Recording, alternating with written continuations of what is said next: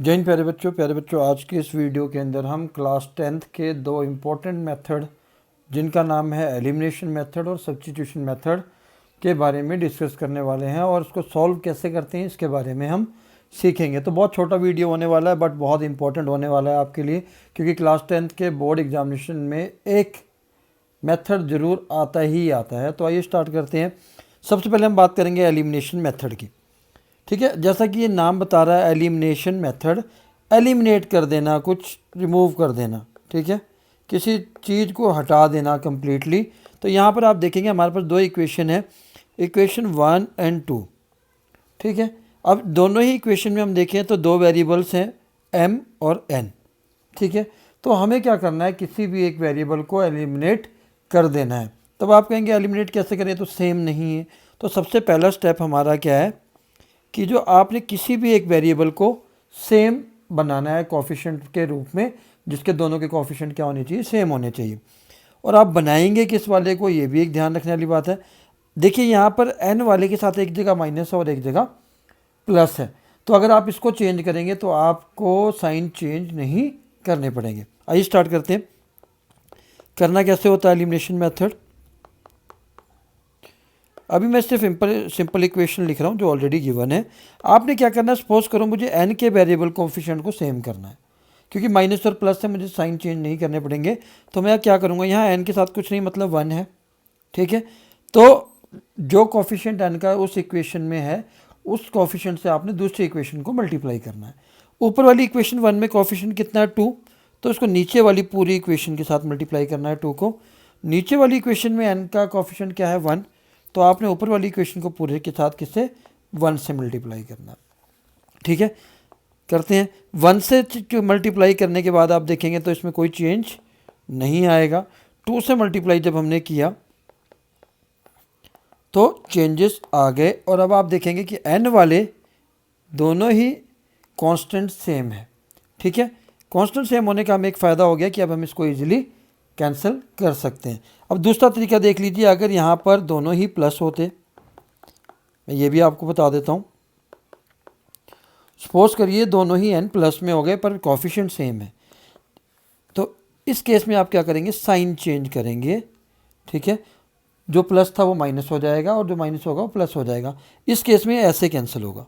ठीक है, बट जब दोनों के साइन हमने देख लिए कि डिफरेंट हैं, जैसा कि इस केस में, तो आप इसको सीधा कैंसिल कर सकते हैं। अब m वाले लाइक टर्म्स हो गए, इनको हम क्या कर सकते हैं प्लस, क्योंकि दोनों प्लस में हैं, 11m।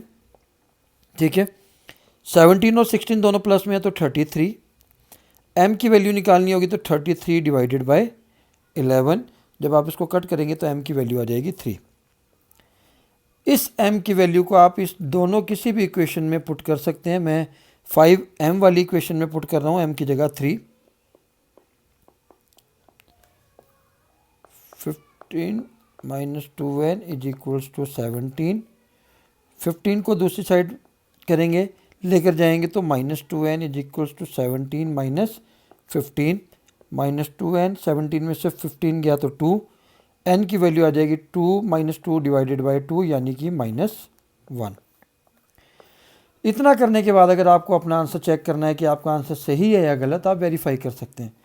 वेरीफाई कैसे करेंगे, किसी भी एक इक्वेशन में, सपोज करिए मैंने 3m प्लस 1n वाली इक्वेशन ले ली, इसमें मैं m और n की वैल्यू पुट करूँगा। m की वैल्यू कितनी थी 3। ठीक है, और n की वैल्यू क्या थी -1। तो मैं सॉल्व करूँगा तो 9 माइनस 1 कितना आ जाएगा 8, जो कि हमारा राइट हैंड साइड का नंबर है, यानी कि left hand side right hand side के इक्वल आ गई। तो यानी कि हमारा आंसर सही है। क्लियर। अब हम बात करेंगे सब्स्टिट्यूशन मेथड की। हम क्वेश्चन यही ले लेते हैं, 5m minus 2n is equals to 17, और दूसरा था हमारा 3m plus 1n is equals to 8। Elimination में हमने क्या किया था कि हमने एक वेरिएबल के कोफिशिएंट को सेम बनाकर सब माइनस कर दिया था, एलिमिनेट कर दिया था। सब्स्टिट्यूशन का मतलब क्या होता है, जैसा आपने क्रिकेट वगैरह में सुना होगा कि एक प्लेयर की जगह दूसरी प्लेयर को हम अंदर बुला लेते हैं, डेट इज़ कॉल्ड सब्स्टिट्यूशन। तो यहाँ पर भी दो इक्वेशंस हैं हमारे पास।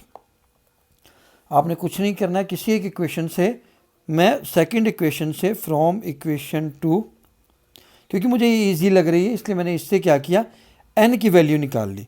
m को मैं दूसरी साइड ले जाऊंगा तो ये हो जाएगी 8 - 3m। ठीक है, मैं m को इस साइड ले गया 8 की साइड, तो ये n की वैल्यू आ गई 8 - 3m। तो इसके अंदर मैं क्या करूँगा, इस वैल्यू को मैं इक्वेशन 1 में पुट करूँगा। एक चीज़ का आपने और ध्यान रखना है, जिस इक्वेशन से आपने वैल्यू निकाली है आपने उस इक्वेशन में उस वेरिएबल की वैल्यू नहीं पुट करनी है। हमने सेकंड से निकाली है तो हम पुट 1 में करेंगे। Putting the value of n is two in equation 1। ठीक है, तो n की जगह हम n की वैल्यू पुट कर देंगे जो हमने कैलकुलेट की है। ठीक, अब 2 को ब्रैकेट के अंदर मल्टीप्लाई करेंगे, 16 + 6m = 17। अब आप देख सकते हैं ये फिर से वही टर्म बन गई, लाइक टर्म्स बन गई mm। तो 5 + 6 कितना होता है, 11m होता है। -16 को मैं इक्वल के दूसरी साइड लेके जाऊंगा तो प्लस का 16 हो जाएगा। 11m = 33 और यहाँ से m की वैल्यू कितनी आ गई, 33 / 11 यानी कि 3। आप देख सकते हैं पहले भी हमारी n की वैल्यू कितनी आई थी, 3। ठीक है, फिर उसके बाद सेम स्टेप है, आपने m की वैल्यू निकाली, किसी भी इक्वेशन में पुट कर सकते हैं 1 और 2 में, वहाँ से आपका n का आंसर क्या आएगा, -1। आप चेक कर सकते हैं पुट करके, m की जगह मैंने 3 पुट कर दिया, n की जगह -1 पुट कर दिया।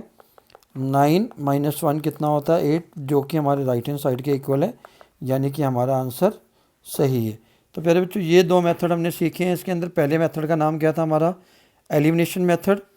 सेकंड मेथड का नाम था सब्स्टिट्यूशन मेथड। इन दो मेथड्स में से एक क्वेश्चन पेपर में आपको देखने के लिए ज़रूर मिलेगा, चाहे वो PT1 हो, हाफ ईयरली हो, या PT2 हो, या प्री बोर्ड हो, या फाइनल एग्जामिनेशन हो। तो आज के लिए इतना ही, फिर मिलते हैं नेक्स्ट वीडियो में। जय हिंद, जय भारत।